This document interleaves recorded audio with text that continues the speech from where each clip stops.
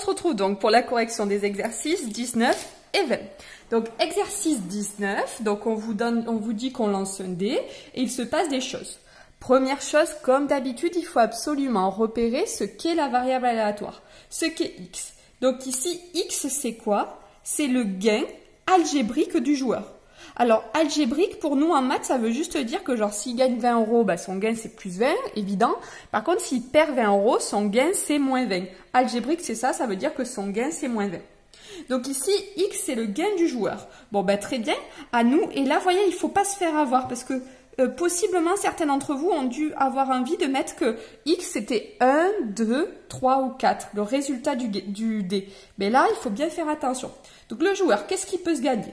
Ben, soit il gagne 10 euros, soit il perd 2 euros. Et c'est tout, pas plus. Donc on vous dit qu'il gagne 10 euros si le 4 sort.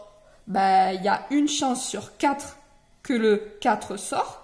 Et sinon, ben, s'il fait 1, 2, 3, il y a 3 chances sur 4 que le 2 sort.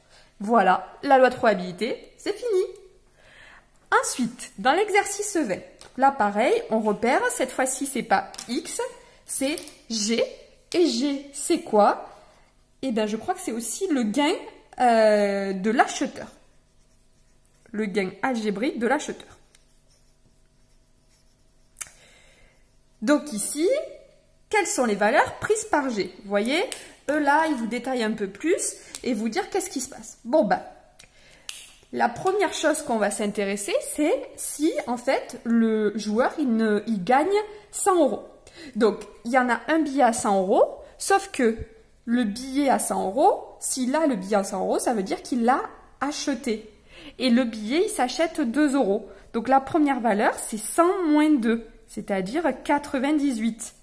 Ensuite, il y a des billets à 50 euros. 50 euros, mais là, c'est pareil, ils l'ont acheté. Donc, c'est 48 euros. Ensuite, il y a des gains à 10 euros, mais là, c'est pareil, ils l'auront acheté. Donc, ça fait 8 euros. Et j'espère que vous n'avez pas oublié qu'il reste tous les autres. Et ils sont nombreux, les autres. Et les autres, c'est quoi? Ben, c'est ceux qui ont gagné 0 euros, mais qui pourtant ont acheté. Et eux, ben, ils ont perdu 2 euros. Voilà, c'est comme si vous grattez un ticket de grattage et qu'il est perdant. Ben, vous n'allez pas vous dire que vous allez rien gagner. Au final, vous avez perdu 2 euros. Si vous avez acheté 2 euros le ticket. Quelle est la probabilité que le gain soit égal à moins 2? Et bien pour ça, c'est tous les billets perdants. Donc il faut regarder le nombre de billets perdants. Il y a, alors combien est-ce qu'il y en a de billets perdants? En tout, il y a 1000 tickets. Il y en a un qui rapporte 100, donc je l'enlève. Il y en a 10 qui rapportent 50, je l'enlève. Et il y en a 100 qui rapportent 10 euros. Et donc il me reste 889 billets. Donc il y a 889 billets perdants. Donc la probabilité de perdre 2 euros, c'est-à-dire d'avoir un billet perdant, c'est 889 sur les 1000 billets, c'est-à-dire 0,889. Maintenant, déterminer la loi de probabilité. Donc la loi de probabilité, on se rappelle, c'est facile, c'est un tableau avec les XI et les PI. Donc, au niveau des XI, des GI là d'ailleurs, parce que c'est le gain, c'est quelque chose dont on vous embêterait pas ça, hein, d'accord? Moi je fais, bon voilà, là ici c'est les petits GI. Donc ça peut être ou 98, ou 48, ou 8, ou moins 2.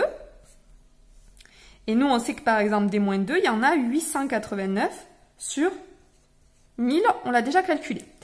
98, c'est que si on gagne 100 euros, ben, il y a un billet sur les 1000.